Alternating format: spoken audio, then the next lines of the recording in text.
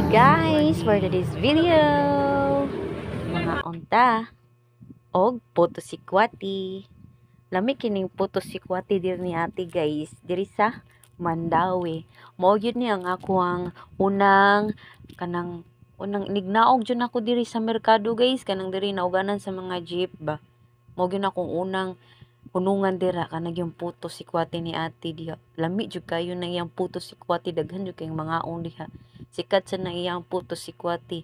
Lami sa gyud pagkatimpla yang puto, tamis-tamis din. Pure pod nga tabliya ilang gamit. Oh, di ba? Namalgya sa na sila biko din na. Mo ginadiham ang mga on jud media ko sa kong anak, o sa kong paris. Lami jud kayang puto magpangita gid ko ana din magpalit sad ko, magbring home ko. Di ba? Makahurot lang sa gunong duha ka buok puto. Daghan sa ilang takos nga tag 5. Pwede ra G 5, pwede ra gyud barato ra gyud ka ilang puto diha. Then si kwati tag G ilang takos, di ba? Daghan jud kay kita mo, daghan kay nangaon. Oh, nya pwede nimo isulod sa baso, depende unsa ra nimo pag kaon dira. Ako gi hapnig na nako iyahang kuan diha kanang murag panit sa saging. Diha okay isud ba na nako sa baso, depende na gyud na nako, pero lami jud kay higupon kay init kay lahang si kwati dira. Samot tang maabot ang December tag misa di Galyo, daghan jud kay mamalit yang puto dira kay lami jud kay motimpla si ate, the best gyud kinilang puto si kwati.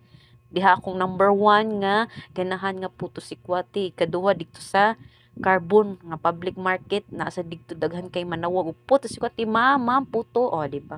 Pero ang puto ni ate diha puti ra jud, walay tapol.